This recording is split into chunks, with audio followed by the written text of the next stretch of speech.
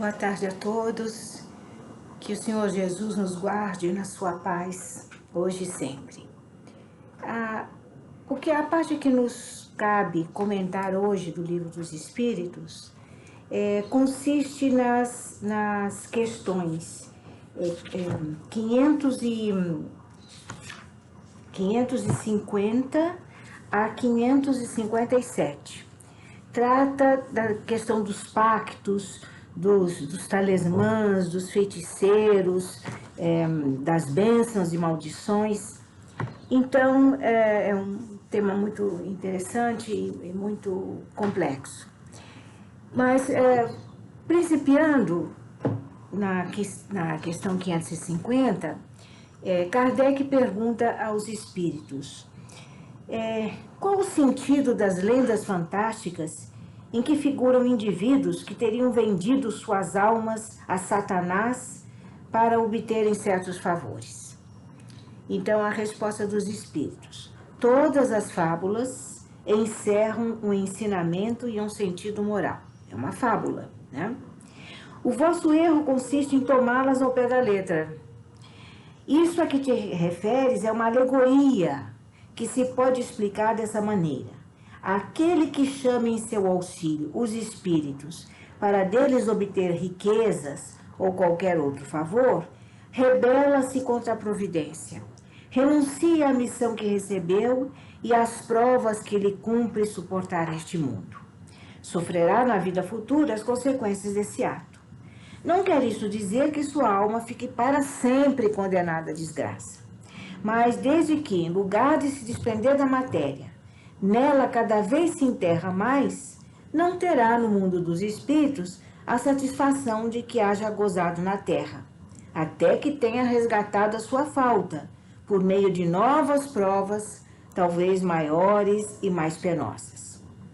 Coloca-se, por amor dos gozos materiais, na dependência dos espíritos impuros.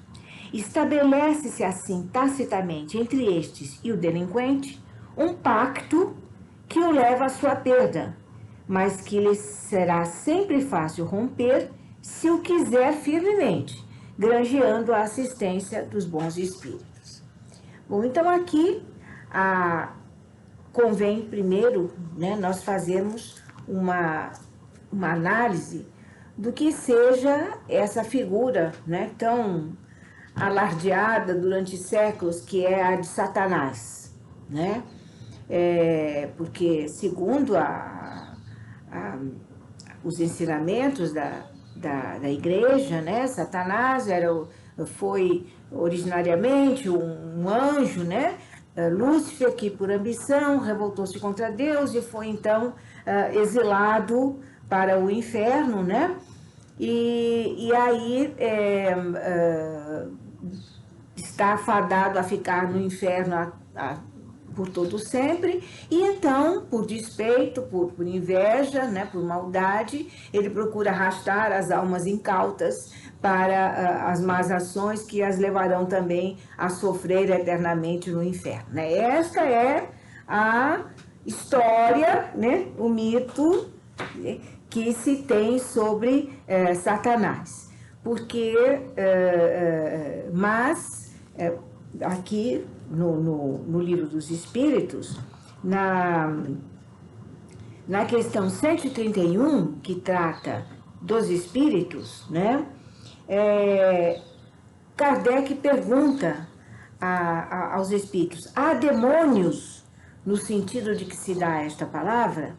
Então, os espíritos dizem que não, que inclusive a palavra original, de onde foi traduzida, do grego, daimon, de onde se originou a palavra demônio, significa gênio, espírito. E então, o demônio não seria essa figura mítica do Satanás. Então, diz aqui: por demônios, segundo a acepção vulgar da palavra, se entende seres essencialmente malfazejos. Porém, eles não foram criados maus, eles não estão, os espíritos maus, não estão fadados a ficarem eternamente nessa situação, porque é lei de Deus que todos nós, espíritos criados por Ele, fatalmente, algum dia seremos espíritos puros. Todos nós estamos submetidos à lei do progresso espiritual. Esta concepção do Satanás, original, do Lúcifer, é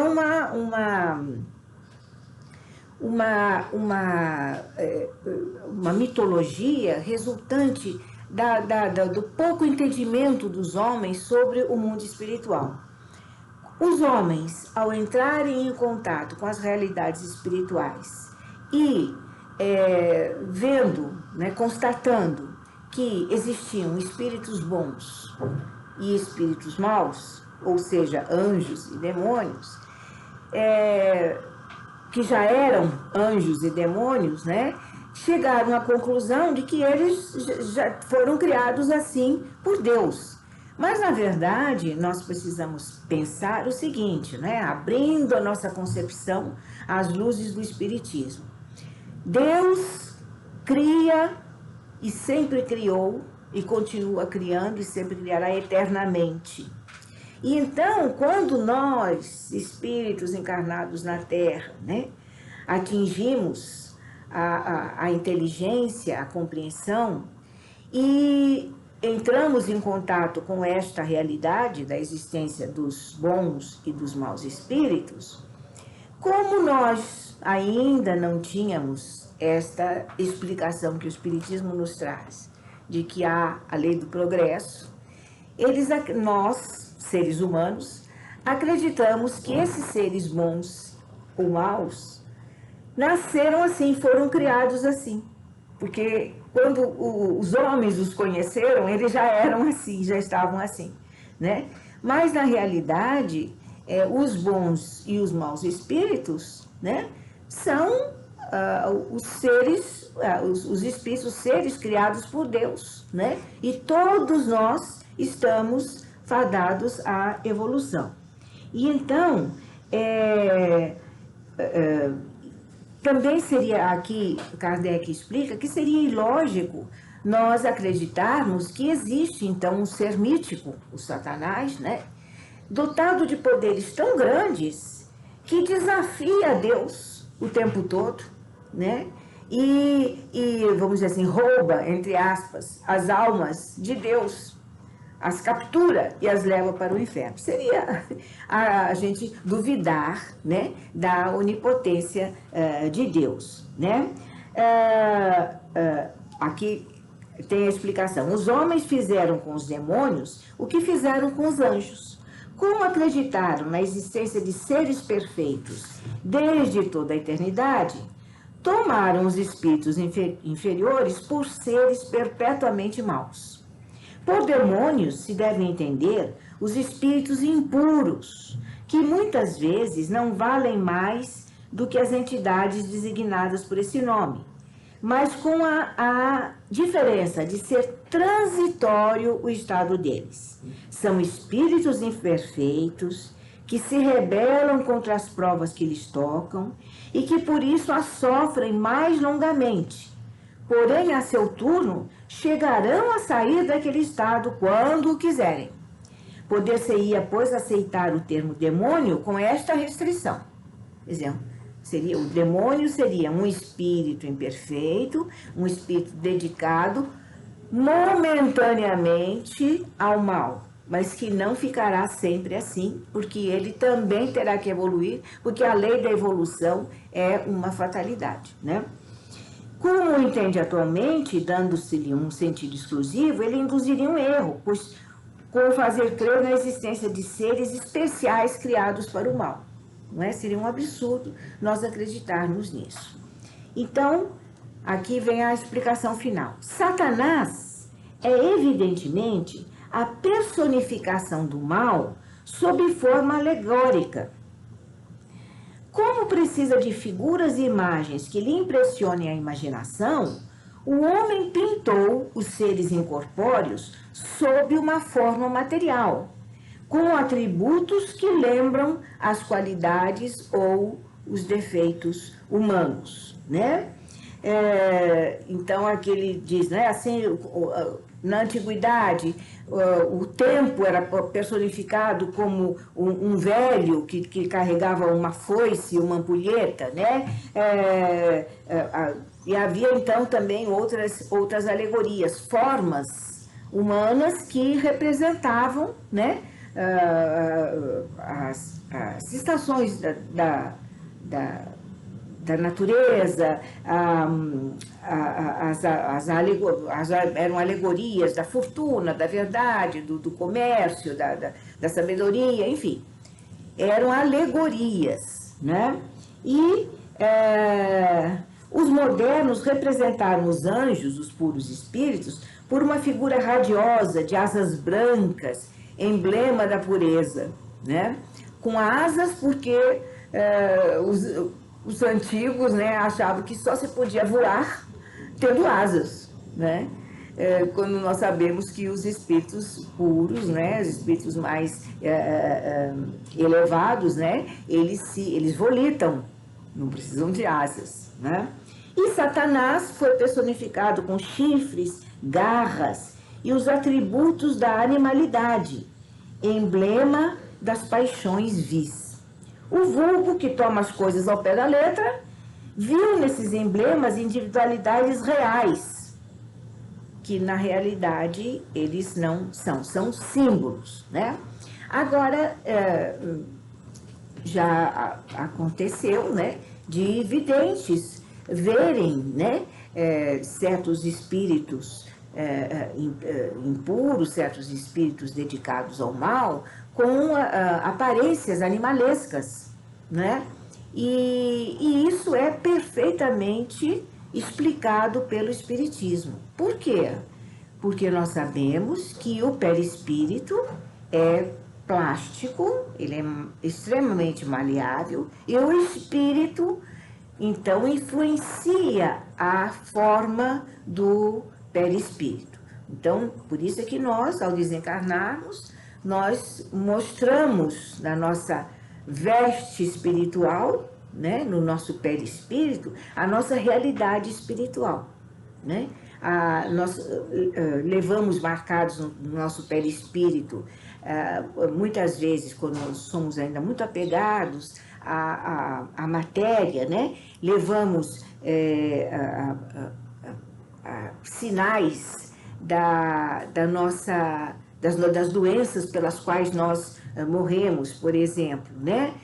Não raro acontece de espíritos que sofreram mortes violentas em acidentes, em guerras e tal, aparecerem sangrando ou com os sinais das doenças que eles tiveram. Mas isso é porque a mente, quer dizer, o espírito, está fixado naquela situação, né, de doença, de acidente e tal. E então, porque o espírito está fixado nisso, ele molda, né, o perispírito, né, mesmo que inconscientemente. Ou, como é o caso muitas vezes de espíritos maus que querem impressionar, eles aparecem então, né, com formas assustadoras, que é para justamente assustar. O objetivo deles é esse mesmo, né? É assustar, é fazer com que as pessoas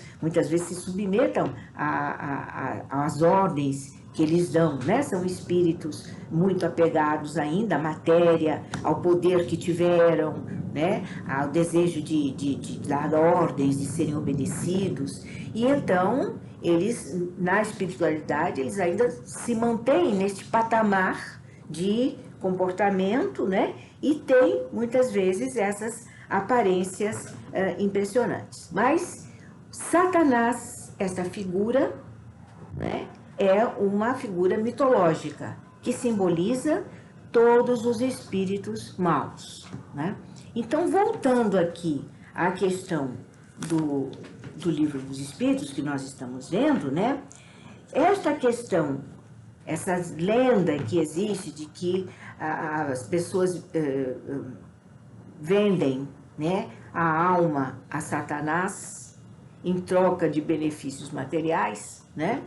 É uma lenda, existe a famosa história do Dr. Fausto, né, que vendeu a sua alma a Satanás. Mas é uma simbologia. Quando nós, apegados à matéria, aos prazeres da matéria, desejosos de conquistar bens materiais, status, poder, luxo, né? Para podermos dar vazão às nossas paixões, né? Que espécie de espírito nós atraímos, né? Pela lei da afinidade, que é a lei que é vigente no universo inteiro, nós atraímos espíritos, né? Evidentemente, pouco evoluídos, espíritos atrasados, muitas vezes espíritos cruéis, que então inspiram essas pessoas a fazerem as suas más ações. Às vezes, quando nós vemos notícias, né, de golpes, né, os golpes estão sempre novos, né, sempre surgem golpes novos. Então a gente pensa, poxa, mas que coisa! Como as pessoas têm uma imaginação, né, para imaginar golpes novos. Para quê? Para explorar os outros, para passar os outros para trás, para ter vantagem, para roubar, né?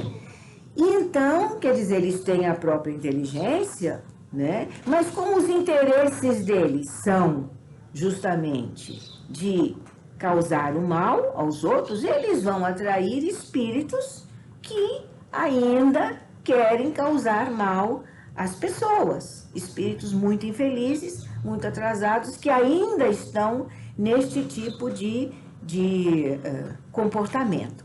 Mas, assim, da mesma forma, o oposto, né? As pessoas que se dedicam ao bem, né? Que estão sempre interessadas em facilitar a vida do seu próximo, de fazer coisas boas, de trazer o progresso, a beleza, a cultura. Essas pessoas, né? De padrão, então, espiritual elevado, que tipo de espíritos elas atraem? Atraem os bons espíritos, né? Que vão então inspirá-las para que elas possam desenvolver essas boas ações, né? Ou quando nós muitas vezes nós não pedimos, né? Estamos com um problema, pedimos a Deus uma inspiração que permita que os bons espíritos nos inspirem para que nós achemos uma solução, às vezes um impasse, né, que nós estamos. E é muito curioso, né? Às vezes a gente vai dormir, né, com um problema e ora muito e pede inspiração a Deus, né? E aí, como diz o vulgo, né, que o travesseiro é um bom conselheiro, mas na verdade não é o travesseiro que é o conselheiro bom, né? São os bons espíritos que são bons conselheiros. Então, muitas vezes, né, nós somos aconselhados pelos bons espíritos, pelos nossos anjos guardiões, os nossos espíritos familiares e amigos, né, que nos inspiram para que nós tomemos alguma atitude para nós mesmos solucionarmos aquele problema. Então, tudo é uma questão de sintonia. Então, nós ficamos, na verdade, o pacto é o seguinte: nós ficamos presos aos espíritos, bons ou maus, que nós atraímos, conforme as nossas ações, os nossos pensamentos, os nossos sentimentos. Este é que é o pacto, né? E quanto a esse pacto com os demônios, né? Com essa união que se forma com espíritos negativos,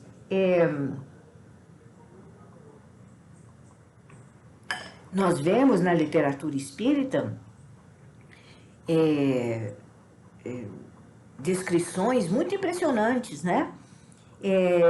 André Luiz descreve, né, que no umbral, naqueles pântanos no umbral, onde estão mergulhados espíritos muito endividados, e eles ali são atormentados por outros espíritos, que são chamados, que se autodenominam justiceiros, né? Mas eles não foram enviados por Deus para atormentar aqueles outros, né? Na verdade, eles também são espíritos endividados, cheios de ódio, cheios de rancor, né? Que se comprazem em atormentar aqueles outros que se sentem culpados, então ficam ali presos a eles pela sua culpa, né? Ou pela sua revolta, né? Que o umbral está cheio de espíritos, esses lugares muito tenebrosos, está cheio de espíritos sofredores e revoltados, porque muitos estão sofrendo e estão revoltados porque estão sofrendo, não se conformam porque estão sofrendo, né? E não se arrependem daquilo que fizeram na Terra, né? Então, eles estão ali ligados a espíritos do mesmo teor que eles. Há uma outra descrição também muito impressionante no livro Nas Fronteiras da Loucura, do Espírito Manuel Filomeno de Miranda, que ele ditou para Divaldo Pereira Franco, e que descreve, né, toda a ajuda espiritual dada à cidade do Rio de Janeiro na época do Carnaval. E que ele então descreve que os espíritos constroem então na Praça da República, no Campo de Santana, um pronto-socorro espiritual, né, nas tendas, né, para atendimento imediato a espíritos desencarnados naquela época do Carnaval, espíritos necessitados de auxílio. E há, então, uma proteção ali, magnética, né, para que os espíritos maus, zombeteiros, interessados em causar confusão, que eles não penetrem ali. E ali ele descreve o seguinte: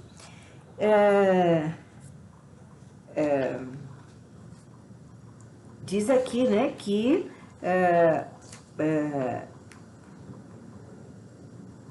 o local estava rodeado por espíritos gritando, fazendo algazarra, fazendo ameaças, e também muitos sofrendo e pedindo ajuda e tal, né? E eles não penetravam dentro do posto de socorro. Por quê? Porque as barreiras magnéticas impediam. E então, o Manuel Filomeno de Miranda descreve o seguinte: convidado a observar melhor o quadro com as suas expressões vivas, notei criaturas espirituais de aspecto horrendo, ultrajadas, que se faziam arrastar em correntes umas, em cordas outras. O grupo estava acompanhado por cães que ladravam em atitude de perturbadora agressividade selvagem. E aí, o espírito que estava ali coordenando explica para Manuel Filomeno de Miranda: trata-se de espíritos profundamente sofredores que lhes caíram nas mãos desde quando se encontravam encarnados. Quer dizer, então, o que ele vê eram espíritos ali ou acorrentados ou presos com cordas e tal, atormentados por outros, né, de aspecto horrível e ameaçador. Então, ele diz aqui, né, caíram esses espíritos que estão agora aí amarrados, sofrendo, caíram nas mãos dos outros quando se encontravam encarnados. Eram vítimas de comensais da súcia, embora transitassem em situação relevante, trajando roupas de alto preço e ocupando situações invejáveis. Quer dizer, então ele diz aqui, embora quando eles estavam na Terra eram bonitos, bem apessoados, ricos, né, com poder, muitos deles, né, admirados e tudo, eles já eram, né, já eram vítimas e comensais, quer dizer, eles já se tinham uma convivência muito íntima com estes espíritos que agora os estão atormentando, que são espíritos cruéis. Controlavam destinos, manipulando recursos alheios, subtraíam documentos que falsificavam para atender a interesses inconfessáveis, faziam regulamentos e leis que menoscabavam, sofismando sobre eles, de modo a atenderem às paixões inferiores. Olha aqui, né? Os criminosos de colarinho branco, não é verdade? Aqui, ó, controlavam os destinos, né? Prejudicando os outros, né? Falsificavam documentos, faziam leis que só eram boas para eles, mas que prejudicavam aos outros. Triunfaram sobre os fracassos dos outros, sorriram no mar das lágrimas dos a quem defraudavam, campeavam nos lugares de projeção, enquanto os dilapidados pela sua argúcia carpiam desespero e miséria, sentiam-se inatingidos. Né? Então estavam ali enquanto estavam na terra, né? Vitoriosos, entre aspas, né? Bem apessoados, bem vestidos, com muito dinheiro, com projeção social, né? Se achavam inatingidos e inatingíveis. Mas eles já haviam então se consorciado espiritualmente com espíritos do mesmo tipo que eles, inferiores como eles, né? Que eram duros como eles mesmos eram. Eles eram duros aqui na Terra para perseguir os outros, né? E então esses outros espíritos que agora, no plano espiritual, os estavam atormentando, também eram duros como eles e os estavam atormentando. A morte, que a todos desvela, alcançou-os e trouxe-os para a submissão de mentes mais impiedosas do que as suas, e sentimentos mais impermeáveis do que aqueles que os caracterizavam quando estavam encarnados. Sofrem o que fizeram sofrer. Então, nós vemos aqui, né? É o pacto. Eles fizeram um pacto quando estavam na Terra. Pelo seu comportamento, que pacto foi esse? Eles atraíram espíritos cruéis, duros, né? Como eles eram. E libertos da carne, eles estão com a companhia que eles fazem jus, não é verdade? E então é essa a explicação, né, da questão do pacto. Depois, nós vemos aqui, continuando, né, vem então a questão do poder oculto, dos talismãs, dos feiticeiros. Pode um homem mau, com o auxílio de um mau espírito que lhe seja dedicado, fazer mal ao seu próximo? Então os espíritos respondem: não, Deus não o permitiria. Em princípio, então, Deus não permite que um homem mau, né, auxiliado por maus espíritos, venha a fazer mal, causar prejuízo para alguém. Este é o princípio. Porém, nós temos que considerar o seguinte, a questão do livre-arbítrio. Por quê? Porque aqui, não é, no capítulo 9 do próprio Livro dos Espíritos, que trata da intervenção dos espíritos no mundo corporal, que Kardec pergunta: influem os espíritos, na questão 459, influem os espíritos em nossos pensamentos e em nossos atos? Muito mais do que imaginais, influem a tal ponto que de ordinário são eles que vos dirigem. Opa! Como assim? Então, se Deus não deixa que os espíritos nos prejudiquem, né? No caso de espíritos maus, como é que fica a questão dos maus espíritos, né? Aí então vem a explicação, né? Que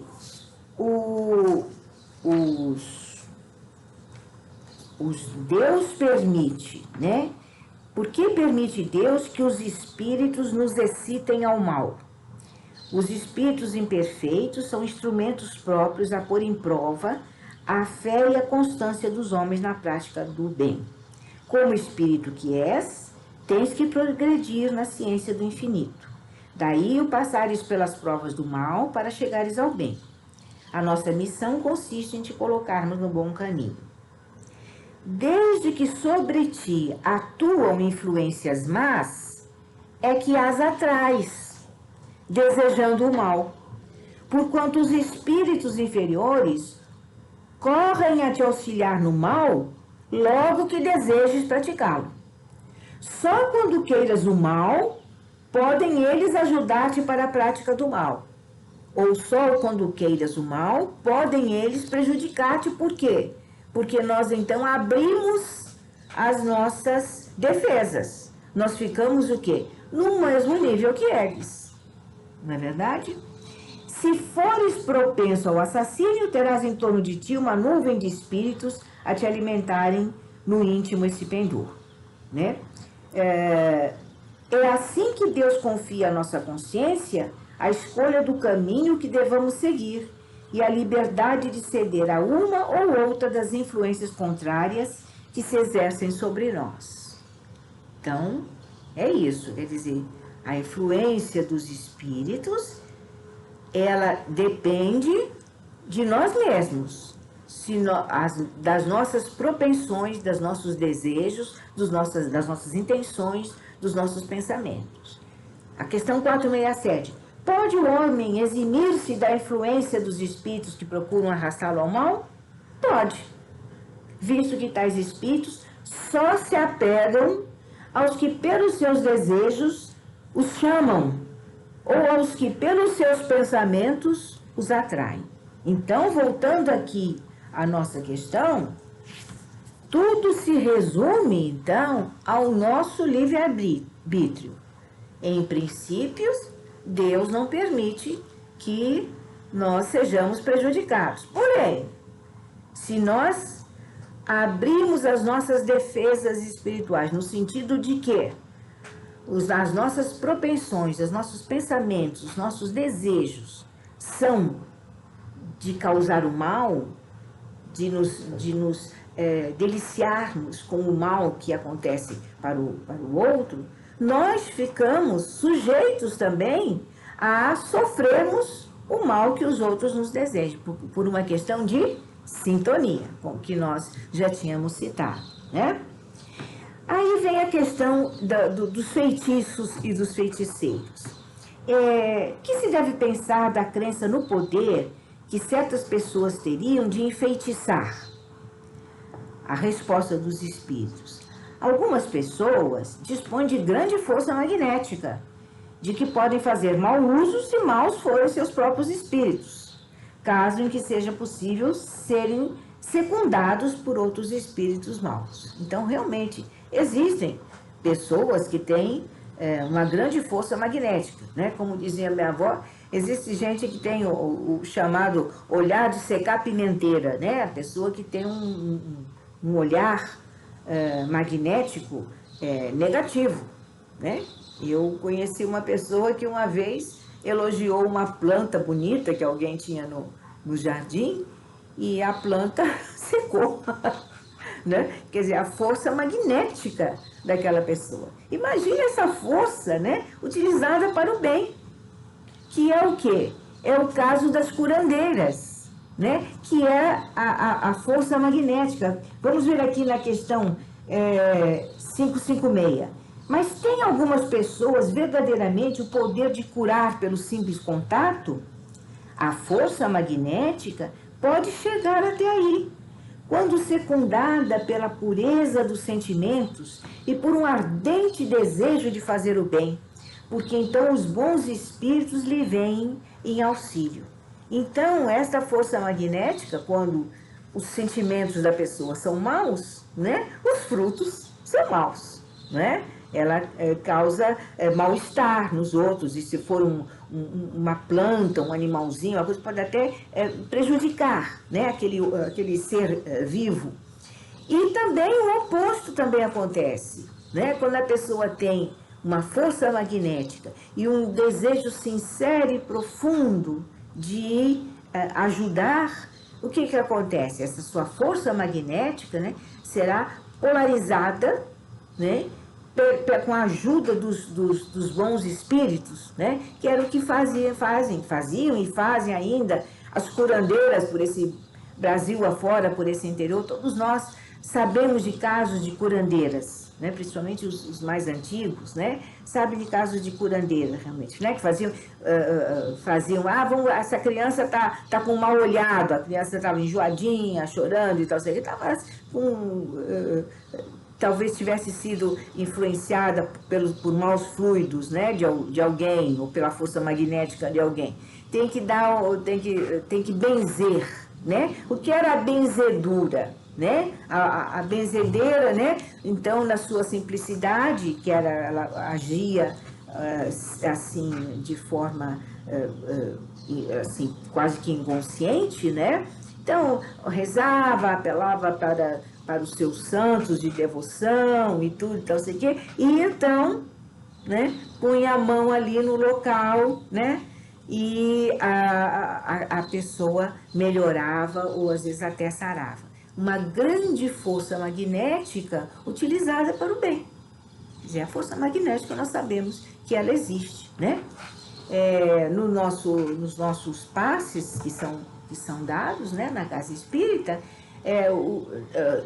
na hora do passe, né, o que acontece? A força magnética do médium, né, assessorado, né, aumentada, essa força magnética, né, pelos bons espíritos que estão ali auxiliando naquele trabalho de passes. Então, há uma transfusão de energia para aquele que está tomando o passe, né?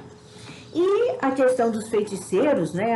Existem feiticeiros, né? Que se deve pensar do qualificativo de feiticeiros, né? A humanidade, a vida toda, né? Desde que o homem é homem, né? Que é o que o homem tem consciência, que o homem tomou consciência, né? Da sua, se tornou a sua...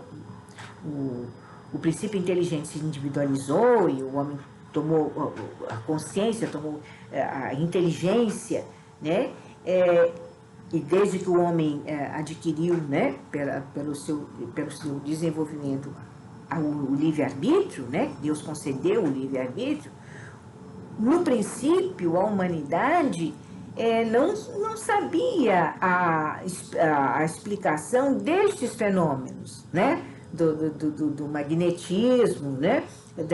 Do auxílio espiritual, como é que é dado.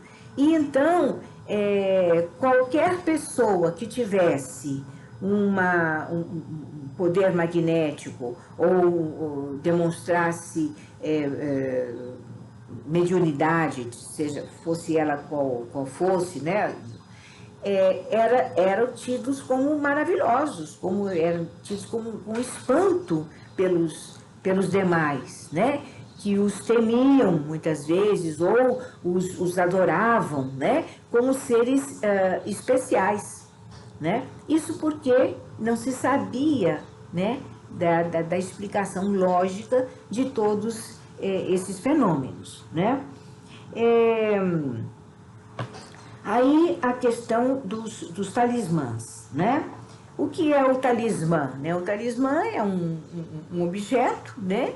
Que a pessoa atribui àquele objeto o poder de proteção, né? O poder de dar sorte, né? Enfim, o poder de proteção, muitas vezes, né?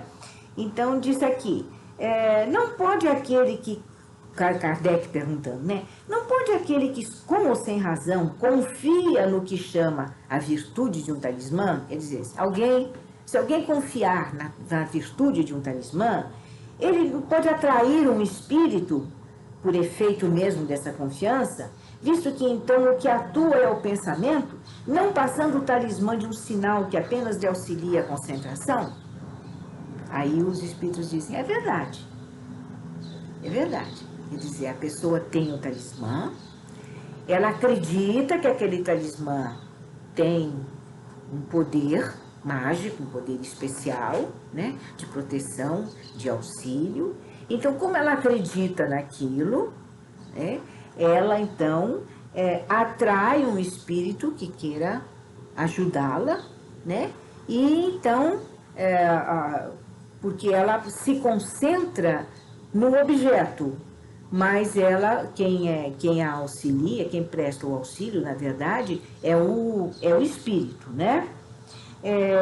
Então, a resposta aqui dos espíritos, é verdade, isso acontece sim, é verdade. Mas da pureza da intenção e da elevação dos sentimentos depende a natureza do espírito que é atraído, né? Então, é isso, quer dizer, quando às vezes a pessoa tem, né, tem uma grande fé devota, né, de algum santo, né, e tem ali uma medalhinha, né, do santo, e usa às vezes até a medalhinha pendurada, né? E então, quando às vezes está agoniado, está com medo de alguma coisa, está se sentindo em perigo, e eu mesma já vi a pessoa segurar ali a medalhinha e eu fazer uma oração, não é? Então, o que acontece? Ela atrai o espírito, a ajuda dos bons espíritos, não porque ela estava com a medalhinha, porque ela, pelo seu pensamento, entrou em contato com o plano espiritual que queria ajudá-la, né? E aquele símbolo, aquele objeto, serviu como um ponto de concentração. Ela precisa daquilo para se concentrar e entrar em contato com o plano espiritual. Sobre essa história, existe um fato muito interessante que aconteceu com Chico Xavier e que está narrado no livro Lindos Casos de Chico Xavier. E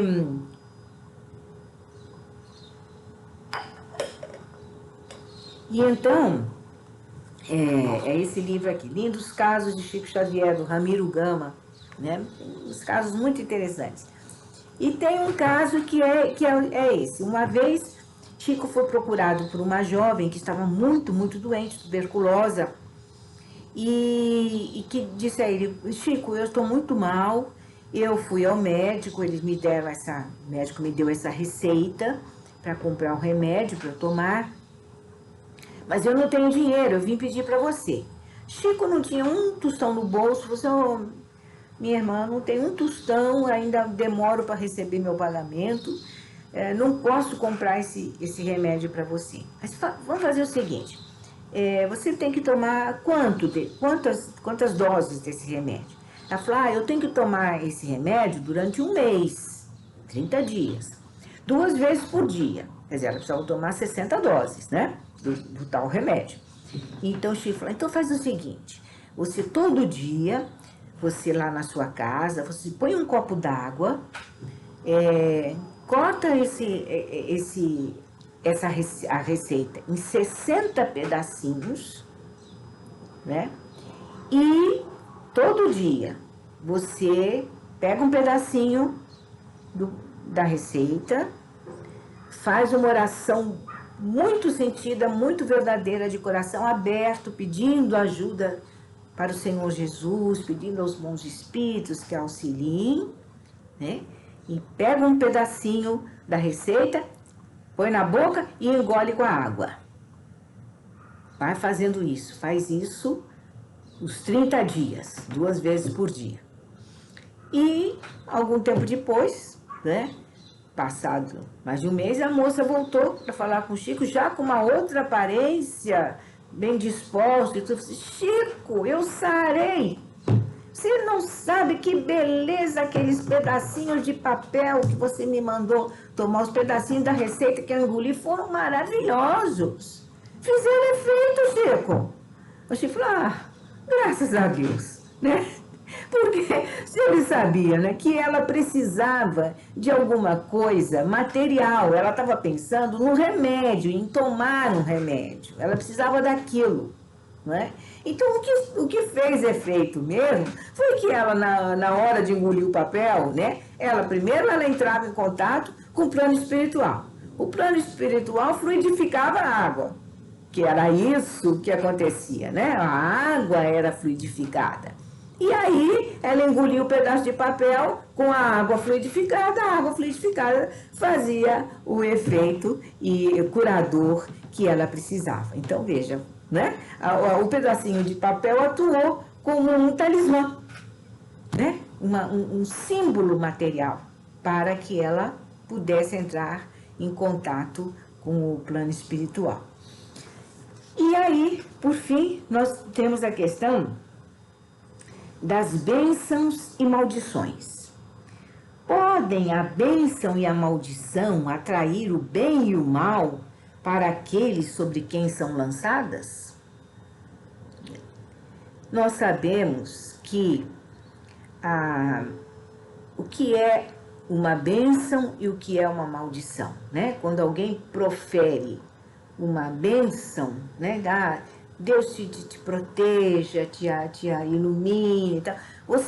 Quando você está fazendo isso, o que você está fazendo? Você está emitindo para aquela pessoa a sua força magnética positiva, não é? É isso que você está fazendo.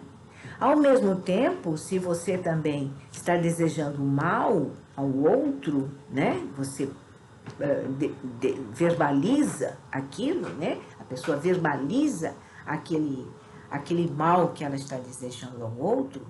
Se o outro, conforme nós falamos antes, estiver num patamar de afinidade com o mal, ele será atingido por aquela chuva magnética que foi emitida sobre ele, né?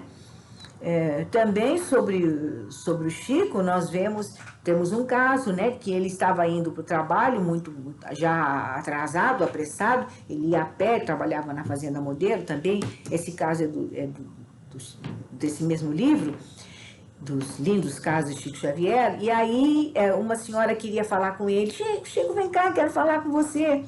E aí ele falou, eu estou apressado e tal, depois eu falo com a senhora. E foi andando, e o Emmanuel falou, olha, vai lá, volta lá e escuta o que ela quer falar com você.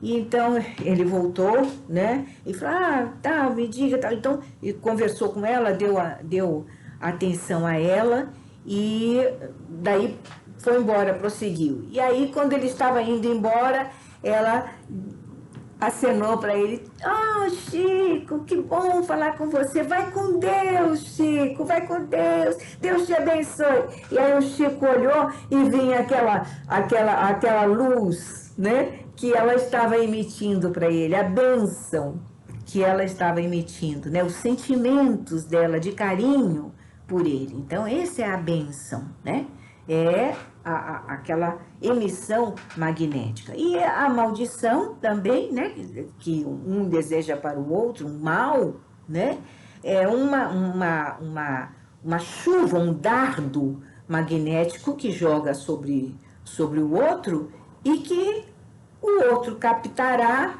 conforme o seu patamar evolutivo, o seu patamar de sentimentos e de pensamentos.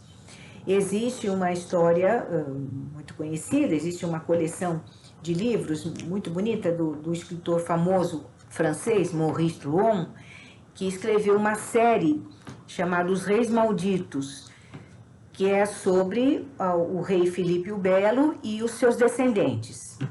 E são vários volumes essa coleção. E o que conta essa história? É a história baseada em fatos reais, romanceados, né? E esse autor era da Academia Francesa de Letras e tal, então ele dizia que o romance é uma história a história é um romance que aconteceu, né? E então ele narra, né, que o rei Filipe o Belo, que viveu no século XIV, desejando solidificar o seu poder como rei absolutista, ele perseguiu e fez prender e levou à fogueira o chefe dos templários. Quem eram os templários? Os templários eram uma ordem religiosa de soldados, eram clérigos soldados, que haviam lutado nas cruzadas. E era uma ordem muito rica, que tinha muitos bens. E então Filipe o Belo, almejando aqueles bens, porque ele precisava de dinheiro para justamente fortalecer o seu poder, e então ele o chefe dos templários, que era um bispo, era uma ameaça ao seu poder. Ele então quis eliminar os templários, e então forjou lá um processo e tal, e conseguiu que o chefe dos templários fosse julgado culpado, né?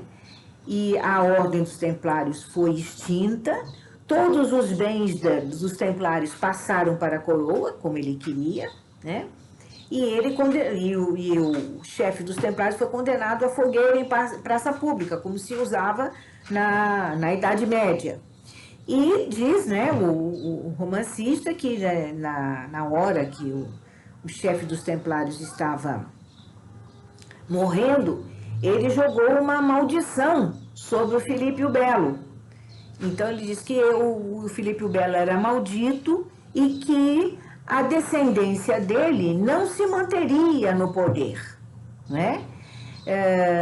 Que eles não se manteriam no poder, que ele tinha aquela ambição de poder, mas eles não se manteriam no poder.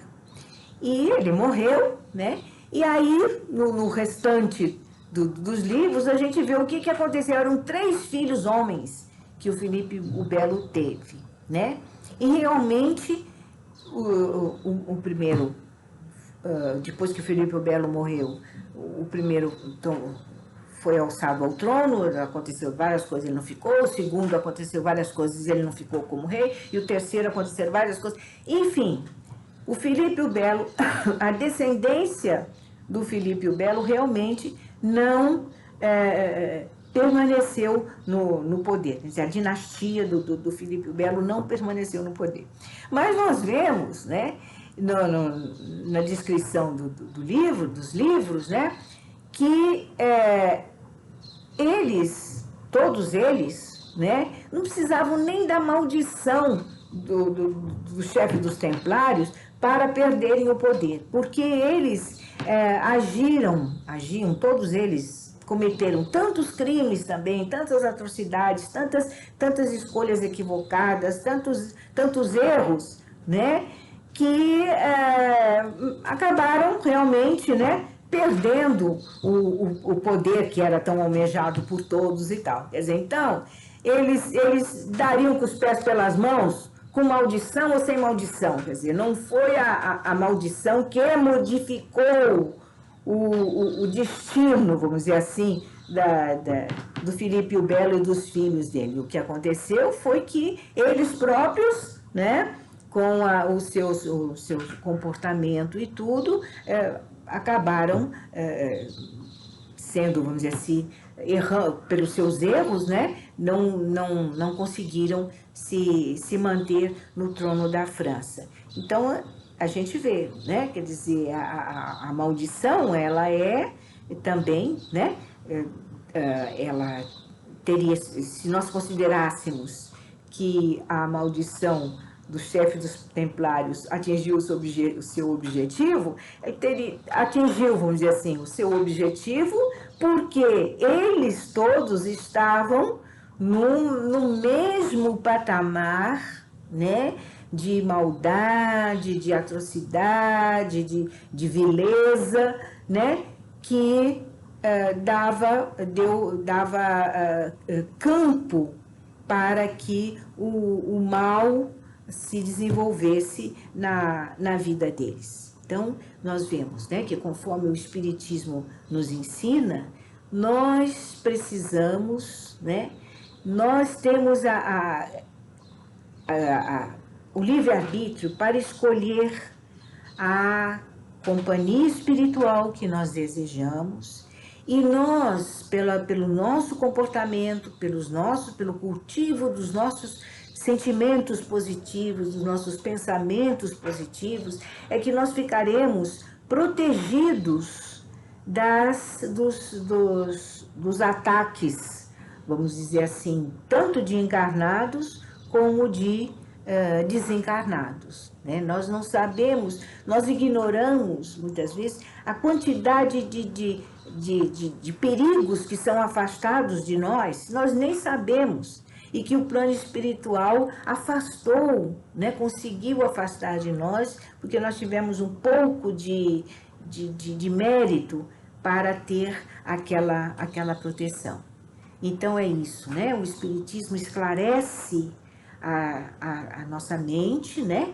Nos afasta do medo irracional, dos pactos, das maldições, dos males que possam nos causar, mas nos desperta para a nossa responsabilidade sobre a nossa vida e o nosso destino, que está nas nossas mãos, né? Através do nosso comportamento, através do desenvolvimento dos bons sentimentos, dos bons pensamentos, das nossas práticas no bem, né? É que nós estaremos, então, protegidos contra os males. E atrairemos, então, as boas companhias espirituais que nos aguardarão quando nós voltarmos para o plano espiritual. Então, sempre a nossa gratidão eterna por essa doutrina maravilhosa que tanto nos elucida, né? Nosso agradecimento a Jesus, aos bons espíritos, a Deus nosso Pai, e que nós possamos nos esforçar para nos mantermos na linha do bem, em busca constante do nosso aperfeiçoamento. Que o Senhor nos abençoe e nos dê muita paz. Muito obrigada.